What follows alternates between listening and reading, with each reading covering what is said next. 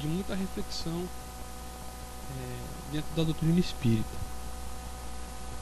Porque dentro da doutrina espírita a evangelização também é muito questionada, né? Nós espíritas marchamos para algumas dissensões dentro do entendimento da doutrina, da sua prática. Então os partidos, as separações que existem, é um processo natural até que as coisas, as ideias amadureçam. Bom, em contato com a Patrícia, com o André, me pediram para que eu falasse sobre evangelização. Mas, prioritariamente, falar sobre evangelização é eu falar para o espírito imortal que nós somos. Então, é muito comum que a gente tenha tido origem em outras religiões e, portanto, a gente parte de outros conceitos para chegar na doutrina cristã e para chegar no conceito de imortalidade da alma. Ora, se a alma é imortal, alma, espírito, ente, ser imortal, né? O espiritismo destoa das outras religiões porque as outras religiões não admitem, muitas delas, a possibilidade da reencarnação e também não admitem a comunicabilidade dos espíritos. Então, para nós nos sentirmos espíritos imortais, reencarnados, é um pouco difícil pela cultura mesmo do nosso tempo, da história das nossas famílias, das nossas convicções pessoais. Eu quero lembrar aqui o Dr. Antônio Carlos Costardi, que numa reunião dessas que a gente faz normalmente, ele já é desencarnado, ele pedia para as pessoas se apresentarem. E ele perguntava assim: e você, quem é? Meu nome é Délcio, eu sou advogado e trabalho no fórum, assim, assado. E o que mais? O mais importante você não vai dizer? Como assim não vou dizer? Eu estou dizendo quem eu sou? Não. Você não vai dizer que você é filho de Deus? Que você é um espírito imortal? Porque nós estamos nessa condição. Nós estamos inseridos numa família, num meio social, numa vivência material, mas nós somos espíritos imortais. Trazer isso para o nosso dia a dia é a nossa grande dificuldade. Porque a maioria das pessoas, ou grande parte delas, tem essa noção de alma, de Deus, de uma vida além da morte, de paraíso, de céu, né? De andar de acordo com a lei de Deus, mas não sabe trazer isso para a sua conduta moral.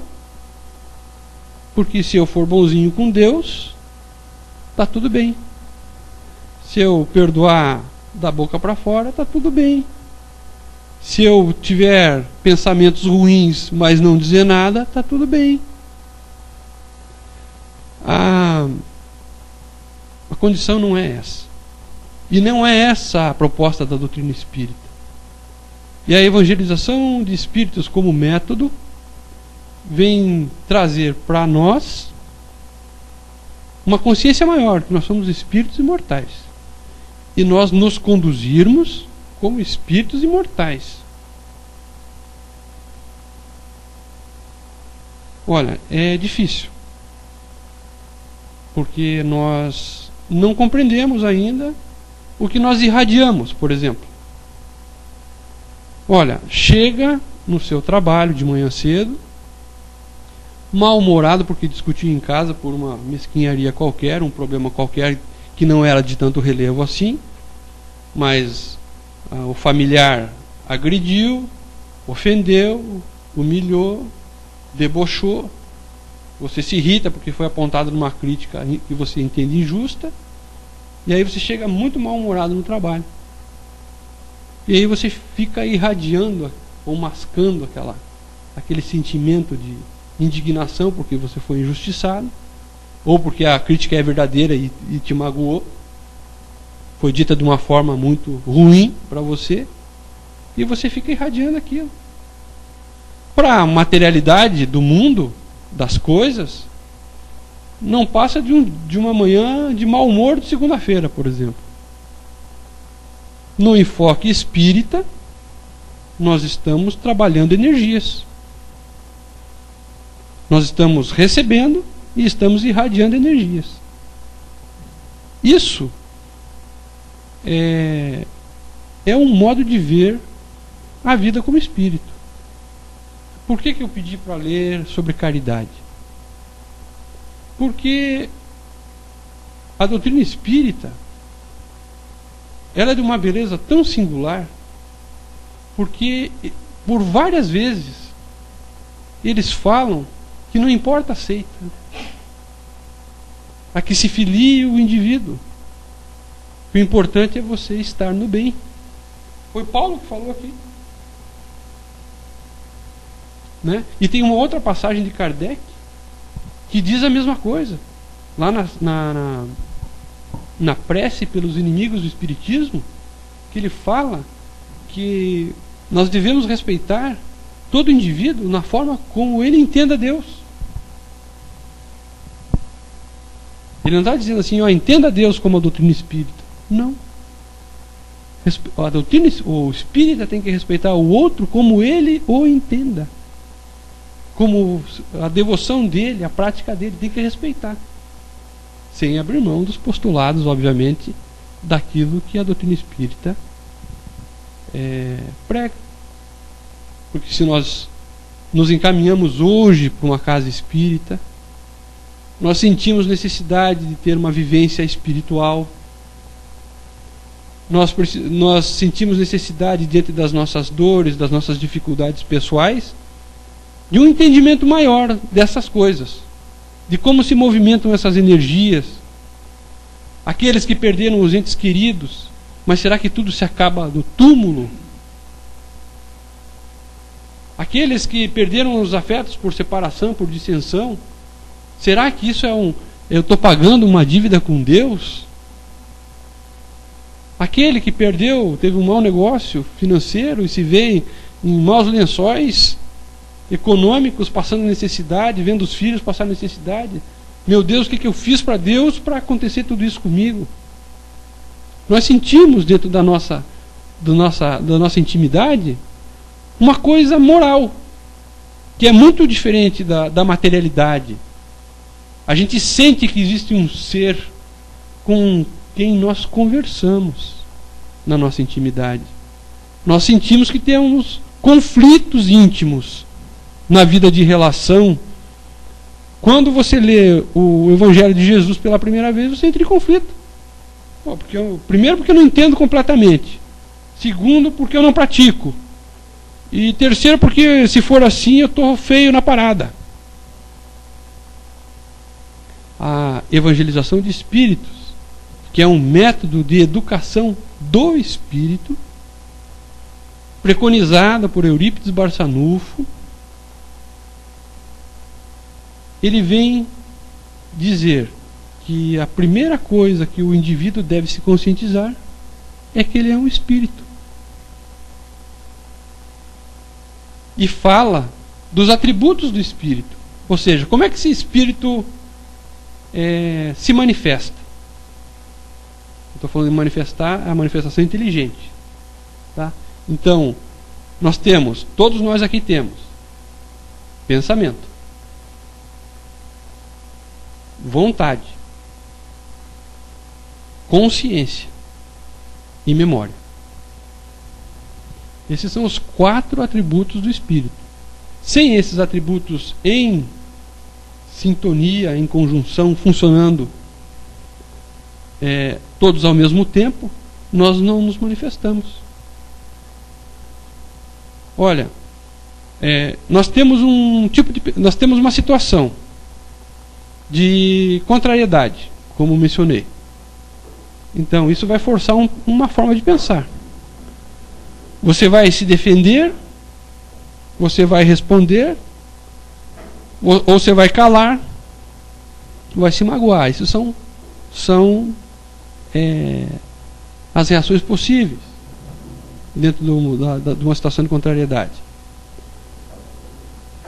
Esse pensamento vai parar a nossa consciência.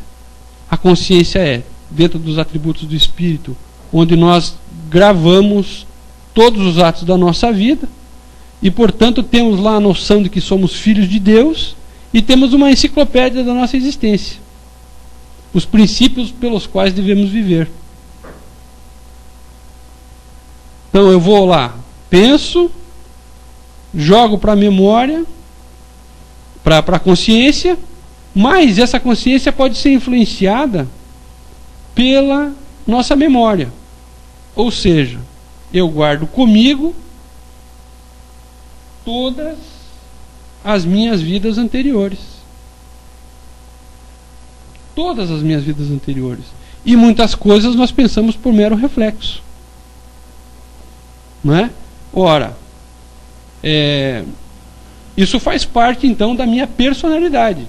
Embora eu não lembre, os sentimentos estão grafados em mim. Eles estão aqui, comigo.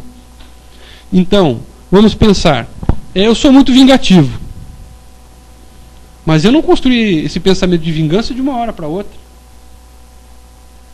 Eu tenho uma história de vingança que está comigo. Que na contrariedade eu exercito imediatamente, de forma reflexa e até bem pensada, como vou agir na vingança. Porque é o primeiro pensamento que eu acolho na minha consciência, sabendo que é errado, e eu faço. Porque vai satisfazer o meu sentimento de orgulho, de vaidade, o meu sentimento de superioridade. Quando Eurípides Barçanufo diz, olha, o espírito deve se educar, conhecendo os seus atributos no bem. Deve se educar no bem, conhecendo os seus atributos. Ora, se eu olho a vida como iniciada no berço e terminada no túmulo, nós vamos viver sem padrões morais. Porque pouco importa se eu vou amar meu filho ou não vou. Pouco importa se eu vou roubar no meu trabalho para ganhar uma posição, 2 posições e me enriquecer. Porque vai acabar no túmulo. Não existe uma necessidade premente de você ter um freio. Você vai ter medo de cadeia, de vingança do outro, de ser morto, o que os outros podem fazer com você. Mas de você sofrer responsabilização por aquilo que você faz, você não vai ter, porque vai acabar no túmulo. Pouco importa como vou agir. Não importa a minha moralidade, não importa os meus valores, nem como eu me expresso para o outro. Não importa se eu estou magoando. Mas a gente sabe e tem uma noção bem nítida dentro da nossa consciência que não funciona dessa forma. Com quem você conversa quando você está refletindo um problema? Você tem que ter uma noção exata de que existe um indivíduo dentro dessa carne toda aí. Aliás, a carne é um reflexo do espírito. É uma exteriorização.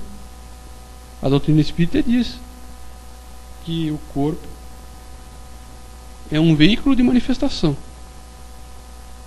O perispírito, que é o elo entre o espírito e o corpo físico, é o veículo de manifestação no mundo espiritual. E o corpo físico, o veículo de manifestação na vida material. Ambos são reflexos do meu pensamento. As energias que eu produzo com os meus sentimentos, com o meu pensamento, com a minha memória, com a minha anterioridade, elas ficam grafadas e circulam no meu perispírito. Daí a razão de doenças inexplicáveis, porque eu tenho que contar também com a minha anterioridade, ou seja, as minhas vidas passadas. Porque o espírito, ele pode agir por ignorância causando mal, mas ele é responsável pelo mal que vai causar. Daí a grandeza da evangelização de espíritos em alertar o espírito que a sua conduta terá consequências e você deve educá-lo no bem. Ora, quando você vê, por exemplo, no tempo em que nós vivemos, preconceito religioso, que as pessoas, e me perdoem as religiões, demonizando as relações religiosas,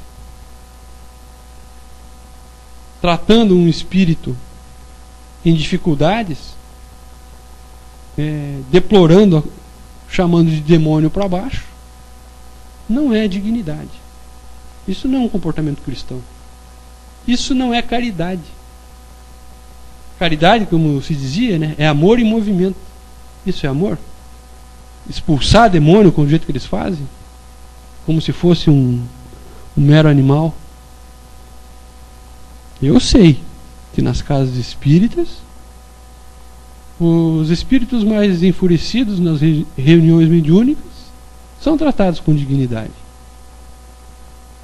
Porque nós só vamos perceber que nós somos espíritos imortais quando a nossa dor, os nossos conteúdos íntimos, nós pudermos identificá-los nos outros. Não sei se vocês percebem isso. Olha, eu sou como vocês. Eu tenho enormes dificuldades dentro da minha família. Eu tenho conflitos íntimos meus próprios, da minha personalidade, muito grandes que eu tenho que enfrentar e a maioria das vezes, ou na totalidade delas, não sei como resolver. Eu não sei, quando eu pego um princípio do Evangelho de Jesus, como eu aplico em diversas situações da minha vida. Não sei fazer isso. Vamos pensar, né?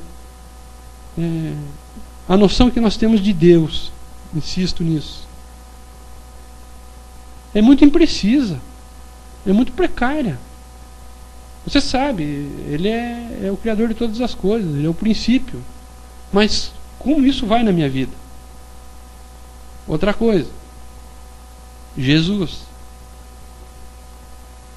Jesus, ele tem uma história, uma vida, um exemplo. E tudo, a gente não pode atirar pedra nenhuma nele, porque ele é modelo. Então a gente tudo que ele fez foi muito destinado ao amor, para que as pessoas desenvolvessem amor. A gente percebe isso nas atitudes dele. Mas o que ele é para mim? É aquele cara de cabelo comprido, andando descalço lá, tal, amai-vos uns aos outros? Ou ele é uma coisa mais forte, fluente, responsável? Nós temos que ver qual é a noção que nós temos de Jesus e de Deus entre nós. E eu vou transmitir para vocês a precariedade que eu tenho disso na minha vida. Né? Quantas vezes a gente está numa situação tão difícil que a gente não consegue rezar, gente? A concentração vai para fora. A gente perde. É só tocar no calo certo que a gente se perde. Porque a gente pensa que pode dominar as coisas e não consegue. Não tem essa força. Os nossos limites estão expostos, não é verdade?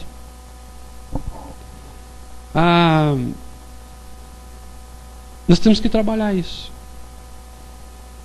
A doutrina espírita trabalha isso. Nós não vamos conhecer o amor se nós não tivermos exemplos. Nós não vamos conhecer caridade se nós não tivermos exemplos. E nós temos exemplos na nossa família, na doutrina espírita. Vocês já pensaram, só por reflexão, quantos espíritos se elevaram dentro da doutrina católica? Eu vou falar um só: Francisco de Assis.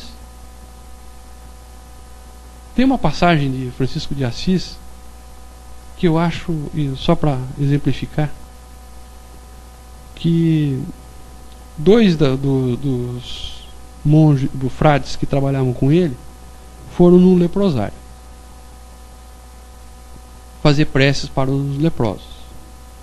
Um desses leprosos se insurgiu contra a presença dos religiosos lá. Falou: vocês vêm aqui em nome desse tal de Francisco rezar para nós, e ele não vem aqui por quê?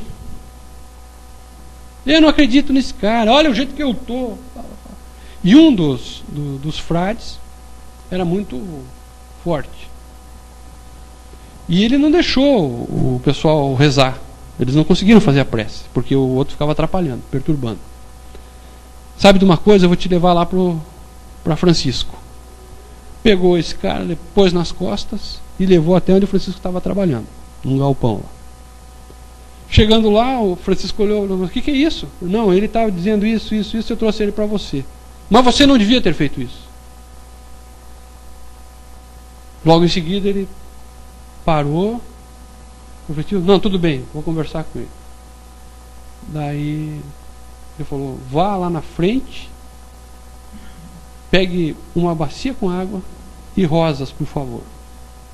Os frades foram lá. Ele começou a fazer uma prece, jogou as pétalas das rosas na bacia, jogava água com pétalas de rosa sobre as feridas do leproso e as beijava.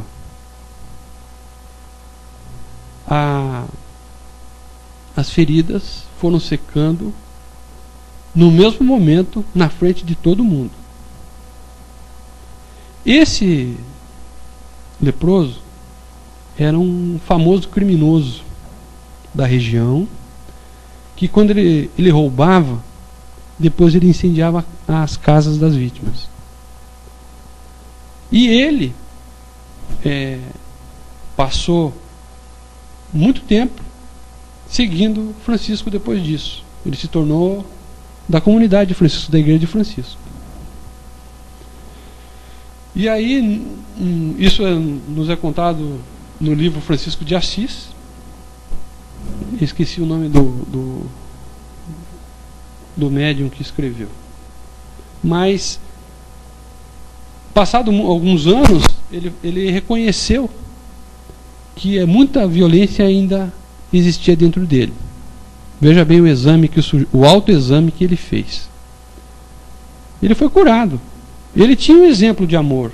Ele percebeu o poder da movimentação das energias de amor de Francisco de Assis para ele. O fenômeno físico foi imediato. E aí, ele fez um autoexame e disse: não, aquela violência está dentro de mim ainda. Aquilo que eu fazia ainda está dentro de mim. E ele fez uma prece. Isso foi no âmbito pessoal. Ele não estava com ninguém. Mas o médium nos conta que ele rezou pedindo que tirasse aquela violência de dentro dele, que ele não queria mais. Imediatamente as feridas voltaram. E ele, eu acho que viveu mais uns 3 anos, se não me falha a memória, e desencarnou pela lepra.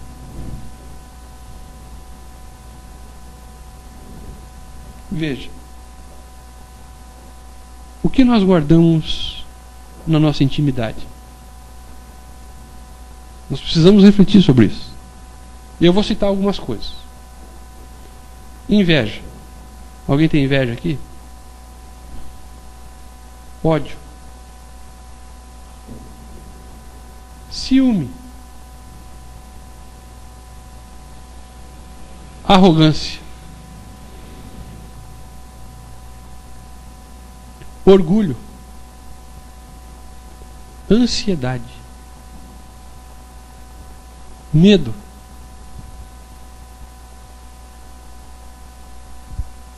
Alguém tem isso? Acho que não, né? Eu acho que todos nós temos tudo isso.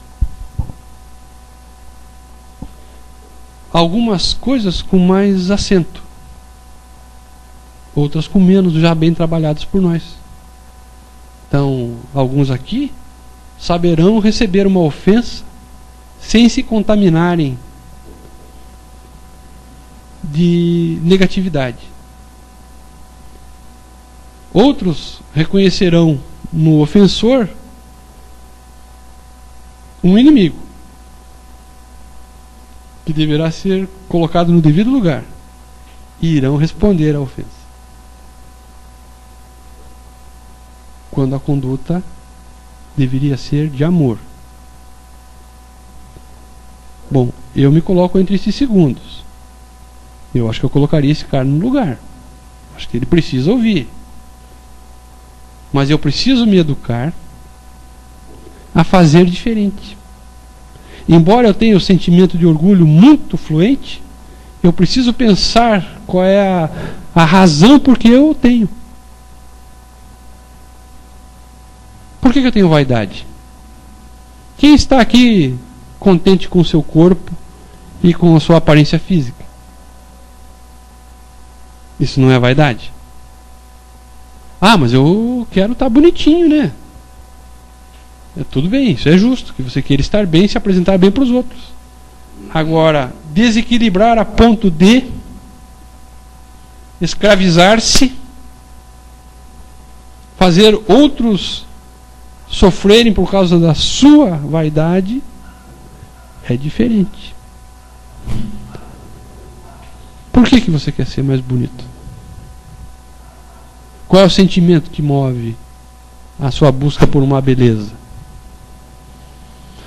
Você quer sentir-se atraindo os outros para a sua beleza física? Com que intenção? O que se passa na sua cabeça? Qual é a carência que você carrega? Uma pessoa que está em paz consigo mesmo precisa disso? Vai se cuidar, mas vai se escravizar? Sucesso profissional. Por que eu preciso chegar no topo? Por que eu preciso ser melhor? As minhas necessidades são mesmo essas? Eu preciso disso? O que me leva? É vaidade? É orgulho? É egoísmo? O que é que me leva lá? Que sentimento me move? Meus caros, esses conteúdos são todos nossos. Eu costumo falar e falo de novo das nossas necessidades físicas, dos nossos impulsos instintivos, da nossa sexualidade, da nossa vaidade, do exercício do nosso orgulho, do nosso egoísmo. Porque muitas vezes você se torna mesquinho, você se torna orgulhoso da caridade que você faz, você se torna egoísta dentro da doutrina que você prega. E são múltiplas armadilhas, porque você quer ter evidência na casa espírita. Eu estou em busca de destaque. Eu tenho o vício do prestígio. Olha só quantas facetas estão atrás do orgulho e do egoísmo. Esses são conteúdos do Espírito que nós trazemos já para esta encarnação para serem trabalhados. Nós nascemos para isso, para trabalhar o nosso espírito. Nós sabemos qual é a meta. A nossa consciência indica o que vai de dificuldade para trabalhar. Ela nos indica. Estou exagerando nisso. Deixa para lá. Hoje passa. A gente pensa assim. Olha, não se enganem. Não se enganem. A par desta trabalheira enorme, que é perceber os sentimentos, que já é um exercício bem difícil. Depois que perceber, a tarefa mais árdua é a aceitação. Porque só depois de aceitar-se com os sentimentos doentes é que nós vamos poder tratá-lo. E foi por isso que eu pedi a leitura do Fora da Caridade Não Há Salvação. Porque é o exercício do bem que vai sanear estas coisas todas. Porque vendo a necessidade dos outros, você vai compreender as suas. Eu gosto muito da reunião mediúnica que eu pratico, porque lá comparecem espíritos de viciados em drogas. E aparecem também espíritos que na última encarnação foram homossexuais. E o nosso diretor dos trabalhos, ele fala assim: nós já fizemos tudo isso, meu irmão. Aqui você não vai ser julgado. Mas nós queríamos que você compreendesse o amor que você traz dentro de si. Compreende a importância de não julgar? Porque nós já fomos muito julgados. Nós somos tão julgados que nós reprimimos tudo isso que existe dentro de nós, que a gente não quer mostrar para os outros. Mas a evangelização de espíritos indica que nós devemos construir laços de amor na casa espírita o suficiente para a gente poder trabalhar as nossas dificuldades mais íntimas com solidariedade e em princípio cristão.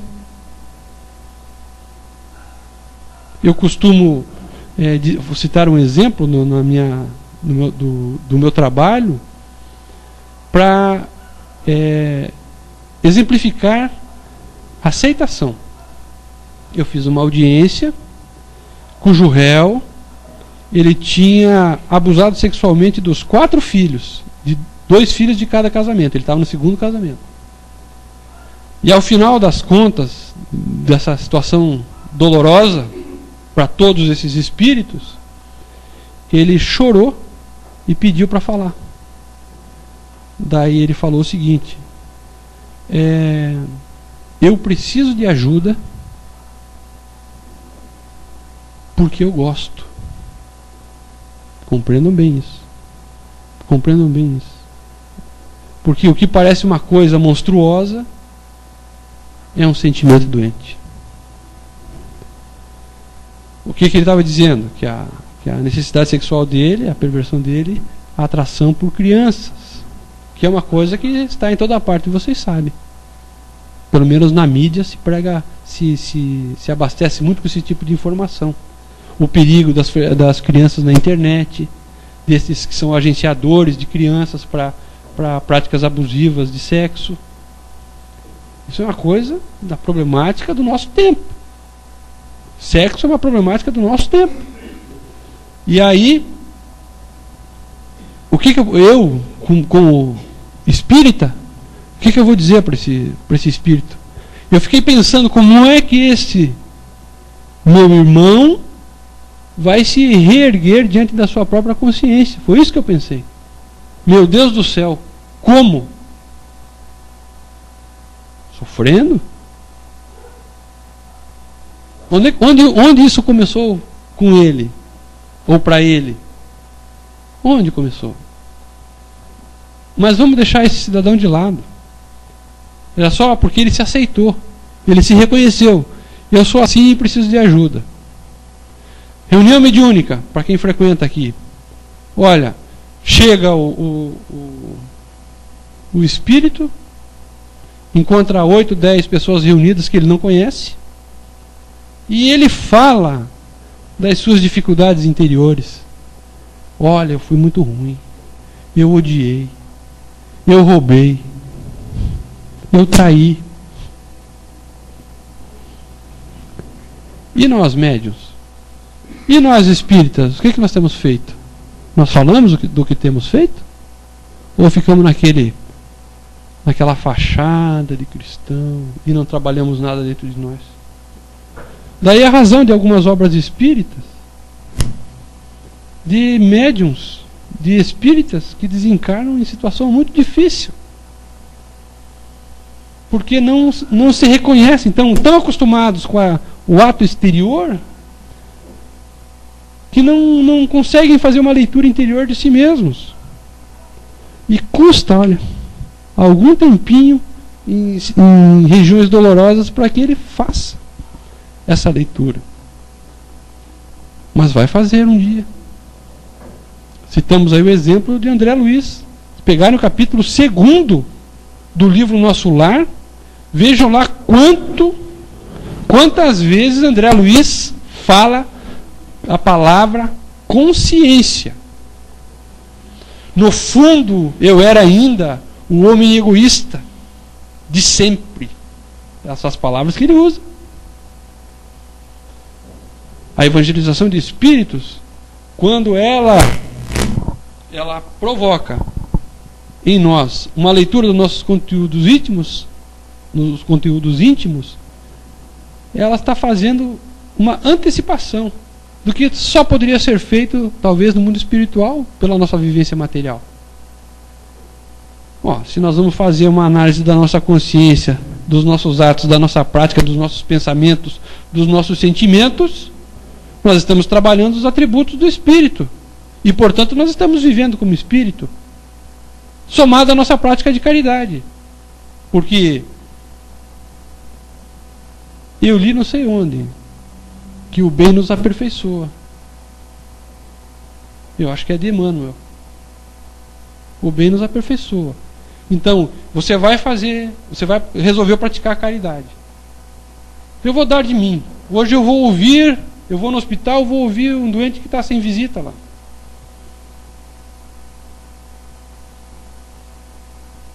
Hoje eu vou levar o pão. Hoje eu vou levar o agasalho. Esta caridade, segundo o Evangelho, é a mais fácil de todas. A mais difícil é a caridade moral. É você dar de si. Não, eu não vou explodir com esse cara que me ofendeu, porque eu sei, pela doutrina que eu estudo, que a ofensa só pode partir do espírito que está doente. Está com um problema. Vamos ter compaixão dele. O Dr. Júpiter, lá na Casa do Caminho, fala do sujeito que quebra a perna, né? Se o sujeito está gemendo, urrando lá na rua porque quebrou a perna num tombo, você não vai perguntar quem ele é para levá-lo para o hospital. Porque um sujeito que cai moralmente, você vai perguntar o que é, quem é, por quê. Não, eu bebo hoje porque eu traí minha esposa e me culpo por isso, e blá blá blá blá blá blá. E você traiu sua esposa, fica aí mesmo, meu filho. Pode encher a cara quantas vezes você quiser.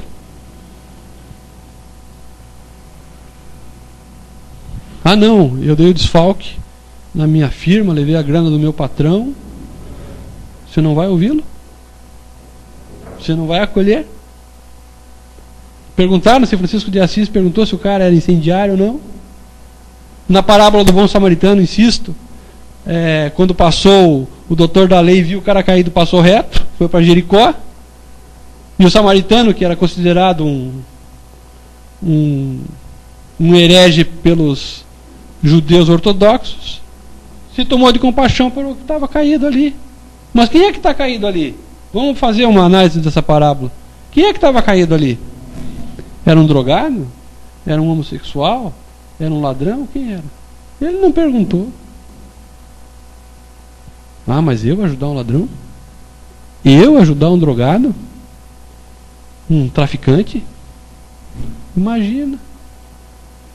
Como é que vocês imaginam que essas pessoas, dentro da doutrina que vocês escolheram, que é a doutrina espírita, porque estão aqui, considerando a pluralidade das existências, como é que vocês acham que isso tem remédio lá na espiritualidade? Não, ele vai para o umbral e vai ficar sofrendo lá até ele resolver. E daí, quando ele resolver, como é que vai ser? Ninguém vai acolher ele? As pessoas que vêm tomar passe aqui resolveram? Mudar de vida? Você percebe isso, que eles querem mudar de vida? As pessoas que vêm ouvir uma palestra estão resolvidos mudar de vida? E só porque eles resolveram mudar que nós vamos dar assistência? Muito bem. E aqueles que precisam de elementos para mudar, nós não vamos assistir? Nós vamos ficar julgando? Sem conhecer a nossa anterioridade? Sem conhecer o que nós fizemos lá para trás? 4, 6, 10, 20 mil anos para trás? Nós somos espíritos milenares. Nós fizemos de tudo, gente. De tudo, da animalidade lá, quando nós saímos da animalidade, começamos a desenvolver raciocínio e inteligência, até os dias de hoje que nós estamos começando a cultivar os nossos sentimentos, nesse arco evolutivo, o que nós fizemos? O que vocês acham que fizeram? Querem saber? Olhem os sentimentos que vocês têm. Em todos os aspectos da nossa humanidade. Você é propenso a quê? Qual é a sua má inclinação? Essa má inclinação que você tem é uma construção do seu pensamento. O Evangelho segundo o Espiritismo diz: você se detém no vício em que se compraz. Ora, se eu me satisfaço ainda com determinadas atitudes que eu pratico, isso é uma construção do meu pensamento. O que a evangelização de espíritos vem trazer é questionar: mas por que você está fazendo isso? Você está se iludindo? Você está querendo ter uma outra posição? Por quê? Aí, olha, nós já fizemos esse exercício antes de reencarnar. Sabe? Lá nós reconhecemos o que vai no nosso coração. Aí existe uma proposta. Olha, Deus, você desce para a próxima encarnação, no meio da doutrina espírita, vai ter uma distinção clara da imortalidade da alma. Você vai ter a oportunidade de ajudar os outros dentro da doutrina espírita, através da prática espírita. Digo assim porque você pode ajudar os outros na prática católica, na prática protestante, na prática budista. Você pode ser um excelente cristão em todos os aspectos da caridade. Não precisa de seita. Não foi isso que Paulo disse aqui no Evangelho? Então, mas a gente vem com uma proposta de mexer conteúdos internos. Então, as dificuldades que nós temos na vida é uma proposta educacional. Educacional do espírito. Então, eu tenho uma temática difícil com a minha esposa. Eu preciso atender essa necessidade. Eu tenho uma problemática difícil com a minha vida profissional. Eu preciso atender essa necessidade. Ah, minha mãe era má. Uma problemática que nós precisamos resolver. Como é que nós reagimos? Nós estamos, gente, na vida por amor. Nós estamos na vida para aprender a amar mais. Nós estamos na vida para fazermos amor em nós. Alguns voltaram para aprender a se amar, mas não se amar no sentido egoísta. O se amar é aliviando-se das culpas do seu processo evolutivo. Isso é muito importante. Já viram bastante alegria na casa espírita? Alegria mesmo. De comentarmos os fatos corriqueiros da nossa existência com alegria. Já viram espíritos pacificados dentro da casa espírita? Né? Casa espírita é laboratório. É arena de lutas íntimas. Onde nós vamos ter o alimento espiritual para levar para casa e sustentar a nossa existência. Onde nós vamos relembrar os princípios que já aprendemos e aplicá-los nas dificuldades que temos. Casa espírita é local de abrigo e de acolhimento. não é lugar de preconceito e de exclusividade. Não é lugar de privilegiados. Porque Jesus não veio para os sãos. Jesus veio para os doentes. E nós devemos nos reconhecer doentes dos nossos sentimentos, com esperança, com amor, olhando a vida imortal, como diz Kardec, a vida futura. Porque se hoje eu estou trabalhando sentimentos na minha encarnação, é porque eu fui afiançado. Nós fomos afiançados. Você tem condições de ir. Não é dito que Deus não dá prova superior às nossas forças? Nós somos preparados para isso. Vamos trabalhar, gente. Eu posso amar mais. Uma palavra-chave para nós é perdão. Eu posso perdoar, sim. Eu posso. A pior ofensa, eu posso perdoar, sim. É assim que nós devemos pensar. Eu sei. Porque eu sei dentro de mim porque eu já fiz pior. Eu já fui como ele. Nós devemos pensar assim. Embora o fato lá atrás esteja apagado da minha memória, em meu próprio benefício, para que eu não seja muito humilhado, o sentimento está aqui dentro. E essa razão das contrariedades da vida. A palavra educação vem do latim educere, que é tirar de dentro. Tirar de dentro.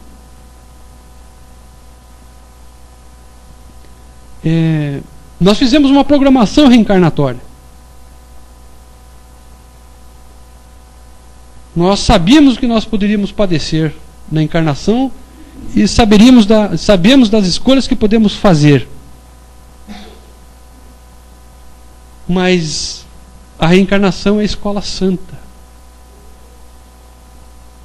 no templo do espírito de cada um. Nós devemos agradecer a existência, a oportunidade de lutar e de nos conhecermos melhor. Eu trouxe um texto e vou finalizar, porque nós podemos ser esse poço de conflitos que nós temos, cada um carrega, todos nós carregamos nossos conflitos, não é? E o Emmanuel, ele traduz o pensamento de um espírito que já se encontra na espiritualidade e começa a ouvir alguma coisa diferente. Olha só que bonito isso aqui, está nesse livro Caminho Espírita, psicografado pelo Chico Xavier. Está vendo em qualquer livraria aí. Pense nisso como o motivo da reencarnação para todos nós. Voltarás por amor. Ante a fome de paz que te atormenta os dias, de certo já sonhaste com a disposição de repousar. Além da morte, recusando o cálice de angústia que a existência carnal te sugere. Cultivas a virtude e aspiras, sem dúvida, ao prêmio natural que o trabalho irrepreensível te granjeou. É o espírito vendo a sua existência passada, né? A sua existência material. Sofres e reclamas consolo. Choras e pretendes alívio na vida espiritual. Entretanto, para lá das fronteiras terrestres, o amor te fugirá sublime no coração, como estrela surpreendente, mas ouvirás os soluços daqueles que deixaste sob a névoa do adeus. Escutarás as preces de tua mãe e os rogos de teus filhos, quais poemas de lágrimas que desfalecerem de dor sobre a tua cabeça, invadida de novas aspirações e tocada de novos sonhos. Compreenderás a renúncia com mais segurança e exercerás o perdão sem dificuldade. A consciência tranquila ser-te-á uma bênção. Contudo, o anseio de ajudar fremirá no teu peito, inspirando-te à volta. E reconhecendo que o céu verdadeiro não existe sem a alegria daqueles que mais amamos, regressarás por amor ao campo da luta para novamente experimentar e sofrer, esperar e redimir, adquirindo o poder para ascensões mais altas, porquanto, pela força do bem puro, descobrirás como Cristo de Deus a luz da abnegação que nos impele sempre a horizontes mais vastos, repetindo também com ele aos companheiros de aprendizado a divina promessa. Em verdade, estarei convosco até o fim dos séculos, porque não há felicidade para os filhos acordados de Deus, sem que todos os filhos de Deus entrem efetivamente na posse da felicidade real. Emmanuel. Então, quem pensa que lutou a vida inteira e vai desencarnar e encontrar repouso, é um novo capítulo que se abre, não é? Olha, meus amigos, essa luta íntima, os conflitos estabelecidos dentro do espírito humano, são os mecanismos propulsores da nossa vontade, porque nós já desejamos paz, nós já desejamos amor, nós já desejamos nos aproximarmos um pouquinho mais de Jesus, nós queremos estar nas fileiras daqueles que atendem às necessidades daqueles outros que sofrem mais do que nós. Nós já nos encontramos nas fileiras daqueles que querem receber consolo para as nossas angústias. Ou como diz o espírito Irmã Dufour, uma das médiuns que ajudava Kardec na feitura do Livro dos Espíritos, né? Nós já desejamos a cura para as nossas doenças interiores. Eu agradeço a oportunidade e peço aos espíritos mentores dessa casa e aqueles outros que aqui vêm, acorrem por caridade para nos atender, que abençoe a cada um de vocês e que vocês possam levar para os seus lares, para os seus entes queridos e aqueles outros que sofrem um pouquinho da paz que nós recebemos aqui hoje. Muito obrigado.